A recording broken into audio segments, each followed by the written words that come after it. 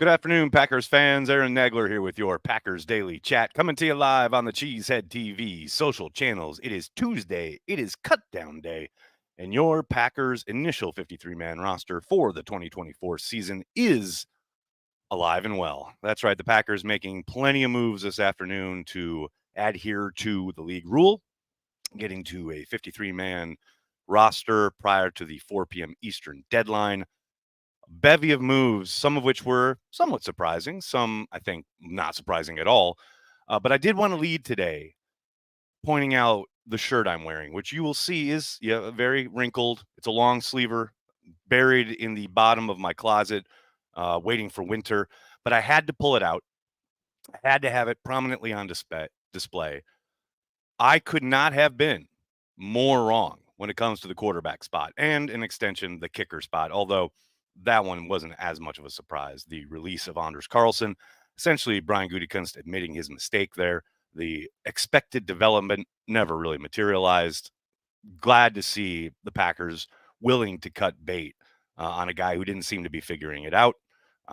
Greg Joseph, will he end up being the kicker? I don't know. He's currently on the roster. But this next 24, 48-hour period probably will see some maneuvering still with the roster and the practice squad, etc. But I was dead wrong about the quarterback situation and about the fact that the Packers wanted to, regardless of how they played in preseason, I thought they would come hell or high water, stick with at least one of these young guns as the backup to Jordan Love. And obviously, not the case after the trade for Malik Willis, which happened live while I was wrapping up yesterday. And now today, the Packers have released both of their young quarterbacks in Sean Clifford and Michael Pratt. And per Bill Huber's reporting, apparently the plan is to bring Sean Clifford back on the practice squad. No mention of Michael Pratt. That doesn't mean Pratt couldn't be back. Maybe he is, but certainly an interesting development and one that I certainly wasn't expecting. I thought for sure, because of everything Brian talked about this summer, at the combine, etc., wanting to get back to drafting and developing quarterbacks. Clearly, I was expecting quarterbacks that he drafted. But Malik Willis, apparently a guy with a lot of tools that they like, some starting experience in the league. They thought, okay, let's raise the floor of our quarterback room a little bit, get him on our roster, and eventually he will be the backup to Jordan Love, although Clifford will probably be the backup for the first 2-3 weeks while Willis settles in. If Clifford is on the practice squad, and I don't think he's going to get claimed on waivers, I fully expect him to be elevated for that game in Brazil in 10 days and probably the following week against the Colts, a guy who's been in the system now for, a little over a year, going into his second season. As a staff, they probably trust him to at least operate the offense if something were to happen to Jordan Love in a way they don't trust Michael Pratt and certainly can't trust Willis yet. So some maneuverability there. Again, didn't expect those moves. I was wrong. Nagler's never right. You can find this shirt in the Cheesehead TV store, and you can wear it with pride, knowing that eventually it's going to make a lot of sense to a lot of people. Hello to everybody in the comment section. Hope you're all doing well. Before we get going and looking at this 53-man roster, you know what it is. I got to give a shout out to our good friends over at Ticket King. That's right, based in Wisconsin. Since when, Aaron? Aaron, when have they been based in Wisconsin since? That's right, since the early 90s. Ticket King is located across the street from Lambeau Field on Oneida. They're happy to help you find just the right tickets for Packers games, from larger groups to single tickets, both home and away. They partner with local Green Bay businesses for tailgating and bus transportation to the game, so you don't have to worry about driving or parking. They're even open on game day for last-minute tickets or possible upgrades. They even have a drive-through window. And if you're not in Green Bay, no problem. Just use the Ticket King link on the Cheesehead TV homepage, on our app, or indeed in the description of this video. Don't use Ticketmaster, StubHub, SeatGeek, none of this national nonsense. Use a company based in Wisconsin since the early 90s. Ticket King, for all your Packers ticket needs. All right, let's dive in, people. We got a 53-man roster to take a look at. Look at this resplendent display. This is obviously ripped right off of cheeseheadtv.com. Shout out to Jersey Al for putting this together. At the quarterback spot, they have kept two in Jordan Love and Malik Willis. At running back, Josh Jacobs, Marshawn Lloyd, the rookie, makes it despite the hamstring injury. And Emmanuel Wilson, who had an outstanding preseason, is your third running back. And, of course, the name missing there, A.J. Dillon. Dillon has been placed on season-ending injured reserve. He is done for the year.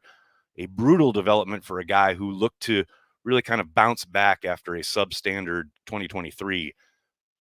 Dealing with a stinger yet again, the same kind of injury he had at the end of last season. That's 2 stingers in about 9 months. That's concerning. The Packers clearly thinking long term here. Issue, of course, is Dillon's on a 1-year deal. So who knows where this ends up going. He may very well have played his final down as a Green Bay Packer last season. Maybe he gets released with an injury settlement, comes back right as rain later in the year and signs with someone else or even the Packers. Long way to go there. But for now, Dillon is done for the year.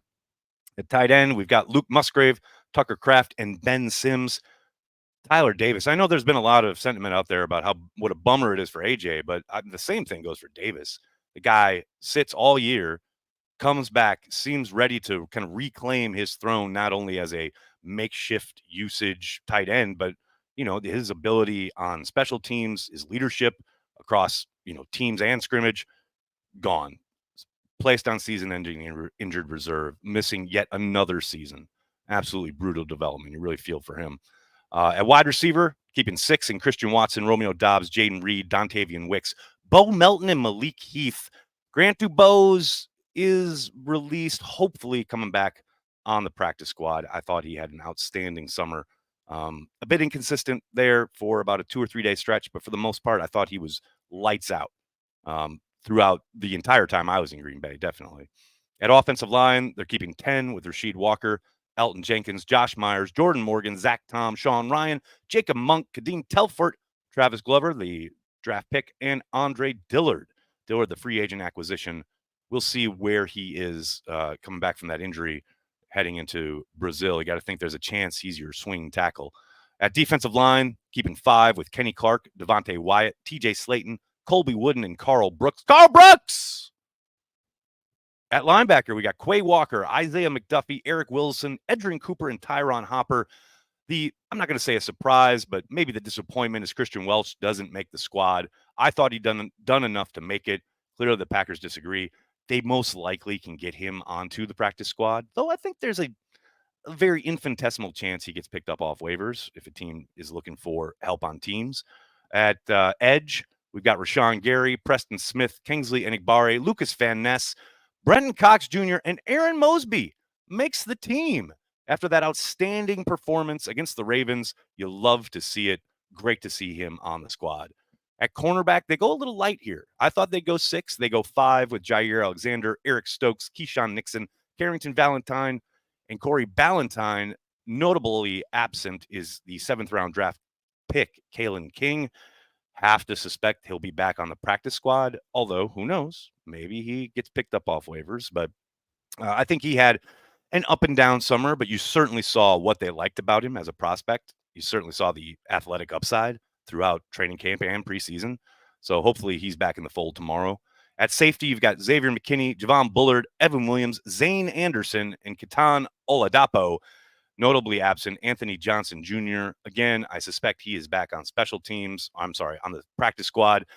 Zane Anderson, the special teams maven. You have to think that is the only reason he is on this 53-man roster. I thought Anthony Johnson Jr. had an outstanding summer, both camp and preseason. If they lose him on waivers, I will be maybe not upset. I'll be slightly miffed. Let's put it that way. And as specialists, oh my God, our long national nightmare is over. As I said at the top, Anders Carlson is out the door. Greg Joseph, for now, is your kicker, along with Daniel Whalen as punter and Matt Orzech as your long snapper. The worst part about this development, of course, is that I have to do Carry the G radio tomorrow, and Billy gets to tell me that he was right because he had them keeping Joseph way back in the offseason, like before camp even started. And I said, all things being equal, they're going to go with Carlson. And I don't know if all things were equal, but they certainly haven't gone with Carlson. They've gone with Joseph, and now Billy gets to rub it in my face. So there you go. There's your initial 53-man roster. Let's get to your questions and comments here. Mimsy, what's going on, man? Is this good or bad for Door County economy? I got to think good.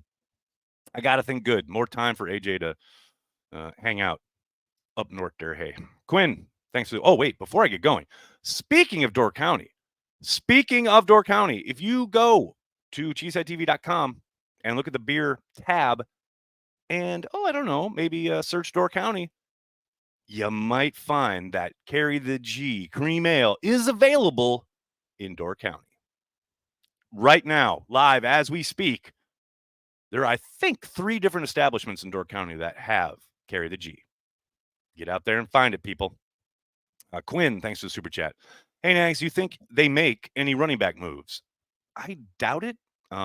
There's always a possibility that somebody shakes free that maybe they weren't expecting.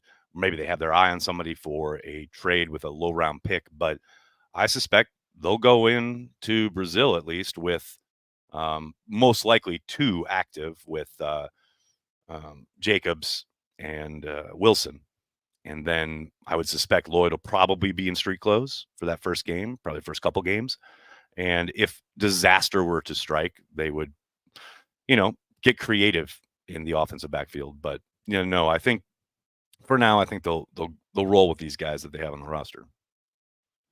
Come on, what's up, man? 10 days until kickoff. You got your bags packed? I most certainly do not. I did attend or check in on a Zoom with the NFL today for attendant media going down to Brazil. It's going to be fun. It's going to be something. They kept reiterating how terrible traffic is in Sao Paulo, and everywhere you go, if you're going by car, you should expect it. If you would normally look at a map and think, "Oh, that should take 20 minutes," add an hour onto that. So big city. I'm ready for it. Ed, thanks for the super chat, man. Since the end of last season, the Packers have been preparing for the kicker situation, right? Lots of kickers out there. You would think they have their eyes on people. No doubt about it. That's why they have a pro personnel group, right? If there is somebody they feel can come in and either challenge and or be better than Joseph the moment he walks in the door, they'll make that move. Who that would be, I have no idea. Chris Dorsey, what's going on, man? Thanks for the super chat. I feel for AJ. I was excited for him to be on the field, given all the work he did this offseason. Was looking like he was in great shape. Agreed, man. This is the league. This is the tough part of the business. And I will say, shout out to the Packers. They want to make sure that he's right before putting him out there. And we always talk about their conservative nature and how they are always looking out for the guy's best interest. You got to think that plays into this decision to not, have him on the short term on IR and have him available in about a month, but to make sure he's right as rain. 2 stingers in 9 months is nothing to, just kind of dismiss. That is certainly something he'll probably want to get looked at. And Matt has said, they are waiting on several different opinions regarding his kind of issue. So, yeah, it sucks. It really sucks because I did think, along with, like you say, like he looked good, looked like he had come back in great shape. Certainly started this offseason well, started camp well, but you just got to make sure that he's right before putting him out there. Abdul, what's going on, man? Aaron, think any of our cuts get claimed? Ultimately, no, but you can never really be sure. I think Anthony Johnson Jr. has a chance, albeit, again, a small one. But I think he's had a good enough summer that if there is a personnel group out there that where you're light at safety and you're running some kind of multiple scheme, he's somebody you could bring in who not only would help you from scrimmage, but could probably play on special teams as well. So, yeah, there's an issue there. Abdul, thanks again. Why didn't they designate Dylan IR to return? I just talked about that because they're looking out for his long-term health and because they have way more information than we do. Clearly, this is a long-term concern. If it was something that he dealt with those last few games of 2023, and now it's recurred here this summer, that's a pretty short window for that same injury to occur. They're probably making sure that he gets every single piece of medical help, information, opinion that he can prior to resuming football activities. And again, they're making sure that he's right before he gets back on a football field. And it's frustrating for the player, probably. It's probably frustrating for his family and fans and what have you, but much more important to make sure the player is right than to get him out there for a couple games and have him re-injure it, Simitovich, what's up? I feel terrible for AJ. This just plain sucks. I'm beyond nervous about the kicker position. Motel Men concert on Cheesehead TV and Clifford Truthers Unite. Go Pack Go.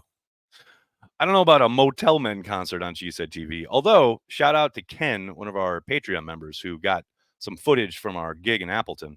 Um, it's kind of cool to see like a packed room, people dancing along to your stuff. That's kind of fun. But yeah, no, there won't be a Motel Men gig on Cheesehead TV anytime soon. Abdul, thanks again, man. Is Joseph our week one starter? What about week 17? Man, let me just get my crystal ball out here. Hold on. No is the answer to that. Joe, thanks for the super chat. What players on the 53 should lose sleep for a while? Well, that's an interesting question.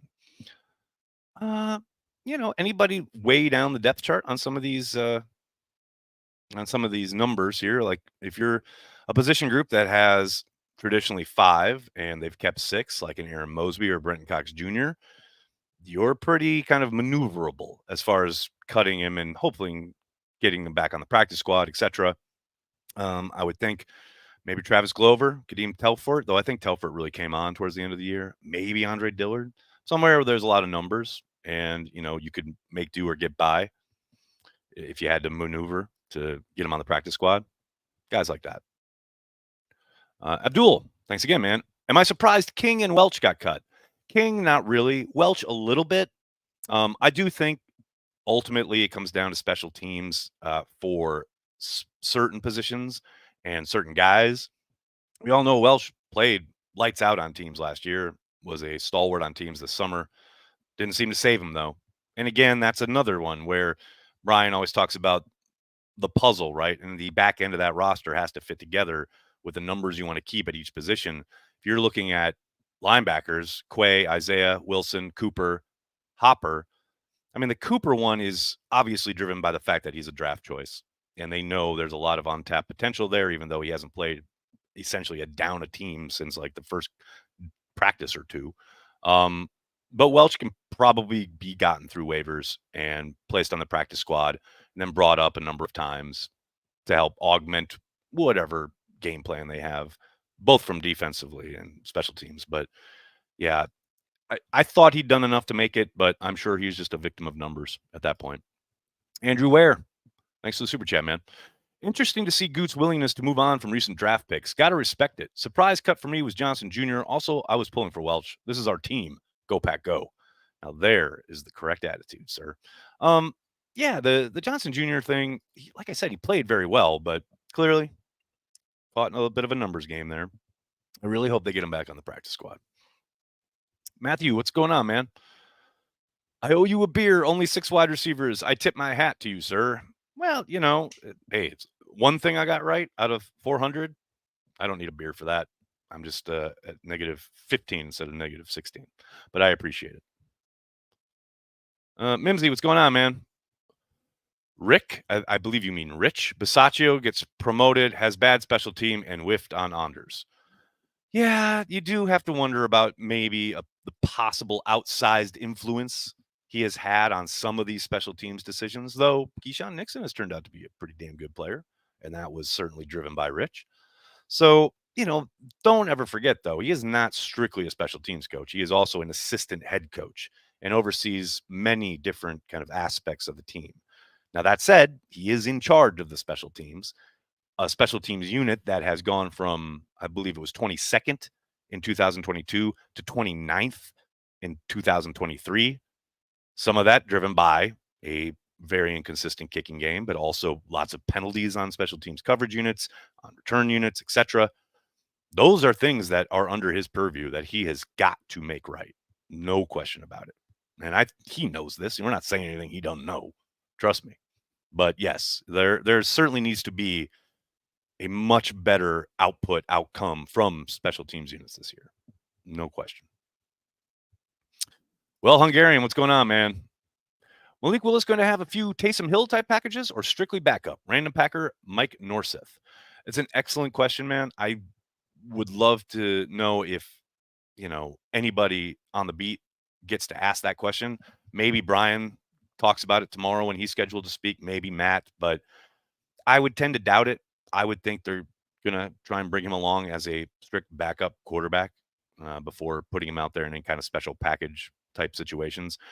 Because much like the Taysom Hill thing, every time you do that, you're taking the ball out of Jordan Love's hands. You just paid Jordan Love a gajillion dollars to be your quarterback. I want the ball in his hands. I want him touching the football every play. I don't need Malik Willis out there running some gadget nonsense when I've got Jordan fucking Love under center. That's just me. Maybe they think differently. Abdul, thanks again, man. Are you surprised only 5 cornerbacks? Yeah, I said when I was going through the list there, it's the one where they went a little light, and that surprised me a bit. I thought there was a decent chance that King would be on the squad. But again, we keep saying like Welch, King, Anthony Johnson Jr. I'm surprised they didn't make it. I'm surprised they didn't make it. Well, if you bring one of those guys back on, well, who are you cutting? Like obviously the case can be made for like say an Aaron Mosby could be gotten through to the practice squad, but the Packers probably thinking, Paul Brettel mentioned this yesterday when we talked about his 53-man roster prediction. It's a premier position. Edge rusher is, especially in Green Bay, considered up there in the upper echelon of the most important positions on the football field. You've got quarterback, you've got tackle, you've got edge rusher, and corner. Those are your premier positions. And if you've got guys in a Brenton Cox Jr. or an Aaron Mosby who have shown not only development and upside and athleticism and all the things you like at that position, well, yeah, you want to keep them in the fold, right? And not so much Brenton Cox, but I think Mosby can help you on teams. So, yeah, I think as quote surprising as it might be to see some of these guys get cut, there's always a reason. And there's always a guy who's made it because they're not on this initial 53, right? Daniel, what's going on, man? Thanks for being a Carry the G Club member. What are you most anxious to see in the first game from the Packers? We need Carry the G in Brazil. Oh, Carry the G in Brazil would be amazing. I just don't think I'm going to be able to make it happen. You know what I mean? But hey, watch this space. As far as most anxious to see in the first game, I want Henry Pearson elevated from the practice squad and they roll out fullback wheel route 30-yard gain down the left sideline. That's what I want to see. Either that or here's the other thing I'm really hoping Matt puts in. And this is just old school Aaron Holmgren fan in me, but I want split backs like say let's have Wilson on one side, Jacobs on the other, and they run like one guy runs into the flat and the other guy does like an angle or a Texas route and they throw it for a first down or a big gain or something like that. That's what I'm anxious to see. I don't think that's going to happen, but that'd be a lot of fun.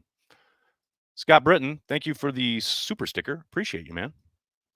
Mike, thanks for the super chat. Crosby, I wish. Man, Crosby's getting ready to like do media and settle into retired life. Did you notice last year how legit almost nobody called him until late in the year? And then when he had a chance to win a game for the Giants, he missed the kick. I mean, I understand like all time, he's a Packers great, 16 years, amazing, but you got to move on at some point. Uncultured, thanks for the super chat. Greg fucking Joseph, really? Ugh, I detest him more than Brandy detested Joe Barry. Random Packer, Al Del Greco. I think that's the first Del Greco mention. That's really good. And wow, saying that you detest Greg Joseph more than Brandy detested Joe Barry? That's a statement there, sir. Amazing. Eric, thanks for the super chat, man. Just remember, people, if time is a flat circle, this may be the year Love throws a game-ending pick and a BS no-call face mask ensues in the playoffs. Eric, we're trying to have fun here. We're looking forward with hope. Why you got to bring up a Cardinals playoff game that ended in misery? That is legit one of the greatest. It includes the highlights of that game, includes one of the greatest NFL film shots, I think, of all time, where that play happens, right? The face mask and then the fumble and then return into the end zone. And then from behind there's somebody had the smarts with NFL films to be just behind Mike McCarthy on the ground. So it's kind of looking up and he's like this figure like watching. And then when that play happens, Mike literally falls to his knees. I mean, just pure emotion, right? A pure gut punch physically manifested. It's a great shot. It's so well done. I mean, like the culmination of that game, how wild it was, all the points, and then to have it end like that. Oh, the gut punch of all time. Crazy. Nick, thanks for the super chat, man. Caleb Jones greater than Andre Dillard, in my opinion. I'm a sad panda. Yeah, Caleb just they never trusted him in pass pro. That's very, very, very clear. Dillard, I thought played very well in the preseason, which is hats off to him because God knows all the film on him from Tennessee last year was pretty terrible. He played way better in the preseason games than I expected him to. So yeah, Caleb, I love him. I really wanted him to get opportunities that just never seemed to materialize. He never really could get a true elongated chance with the ones, let alone, he got a few with the twos, let alone with the ones. I think he got like 4 or 5 snaps with the ones on family night, a couple other handful of snaps along the way, but just don't think they saw him as ever being kind of light and quick enough on his feet in pass protection. I think obviously in the run game, you love what you see, especially when they ask him to get out on the perimeter and bury cornerbacks or outside backers or whatever. But yeah, man, I'm with you. I love the player, but just never really kind of got it put together the way they like. Dustin, thanks for the super chat, man. Started watching you in 2017, Mr. Nagler, and boy, are the politicians paying out to Cheesehead TV. Well deserved. Go Pack Go, 20-0. Here we come. Yeah, guys, I said it yesterday. Look, paying rent in New York, it ain't cheap. And YouTube has a feature where they will play ads. Now, we don't specifically ask for political ads, but obviously, leading up to November's election, you're going to get a lot of political ads. I apologize for that, but just remember, it means I can pay my rent. So appreciate you. Celestial, what's going on? Thanks for the super chat. What do you think about our backfield? I think it's got a lot of promise when Lloyd gets healthy. Like I said earlier, maybe they're looking at the cutdowns from all the other teams, the waiver wire, etc. But I suspect they'll roll with 2 into Brazil, and who knows? They obviously have to feel at least a little decent about Lloyd's recovery from this hamstring injury. That it's not going to be keeping him out for much longer, if at all. Otherwise they probably would have tried to maneuver to put him on the IR designated to return. He's missed a lot of time, but he's looked good in the short kind of stretch that we got to see him this summer. And I think that, obviously that helps. That upside there, that's very exciting, everything he can do. Wilson, I think, had an outstanding summer. I don't know what he could have done more to make a case to stick to the 53 and be running back 2, essentially, is what he's going to be now. The I shouldn't say this, but I was going to say when the bullets are live, but that's such a poor analogy. When things are real, when uh, you know, the intensity ramps up and teams are coming after the quarterback, starting in week 1 down in Brazil, can Wilson hold up in pass pro, not just from a physical standpoint, but from recognition, knowing his rules, being able to work inside out, etc. All the different things that the Eagles and other teams are going to start throwing at you that you haven't seen all throughout the summer. That's the question mark for me. As far as a running back, a receiver, everything he's being asked to do with the ball in his hand, I think he's great. I think I've got no questions. But those protection aspects are what teams are going to test, especially knowing that it's been his weak part of his game, right? You see him in there, okay, let's get after it. That will be kind of the test, especially early. John Simitovich, what's up? What's the strongest position group, top to bottom?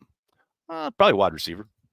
I think you can make a case for outside backer. There's promise along the defensive line. But yeah, wide receiver, I think, is probably your strongest bet of all of them. Josh, thanks for the super chat. Does Matt LaFleur play any role in roster decisions, specifically cut down? He plays a role in that he certainly is having conversations with Brian. The entire coaching staff is having input when asked, about players and usage and things like that. But ultimately, it is Brian and his group that are making that determination across the board as far as guys who get cut and who is remaining on the 53, who's getting through and hopefully put on the practice squad, who's getting let go permanently. Those are Brian's decisions ultimately, which obviously are supported and have input from all of his personnel people. He will have conversations with Matt and members on his staff, but they do not make the choices. That is Brian's job. It is his roster. Manuel, thanks for the super sticker. Appreciate you. Mario, thanks for the super chat. Now that the season is about to start, what are you most excited for? I'm hoping Watson can do well for us this year. Man, if Watson can stay healthy, he is going to be an absolute terror. He is going to destroy defenses. He is going to put up monster numbers. I have little doubt about that. What am I most excited about? Having a defense. Now, I don't know if they're going to have one, but I'm excited about the possibility. It could materialize. They could get into a 3rd and 3 and not play 12 yards off. They could actually, not allow receivers a free release whenever the hell they want it and give the quarterback an easy lane to throw the football. All of these things are possible. I'm excited for the possibilities. I'm trying not to get excited, but I can't help it. The possibilities are there. Abdul, thanks for the super chat. Seems like Bisaccia had a big influence on this roster. Could you see NFL scrapping the new rules and going back to the old kickoff before end of season? No, they're this kickoff, the new kickoff is here to stay through this season at least. They're not going to change it before the season ends. In fact, they just had, I believe today or yesterday, the owners voted on private equity being able to have ownership shares in NFL franchises, and there was talk that they were going to possibly massage some of the rules around the new kickoff.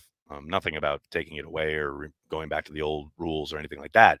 But if there was an opportunity to do something, it was this week. And from all the reporting around it, that's not happening. But yeah, no, they are not changing or going back to the old rules anytime this year. Now, could they next year?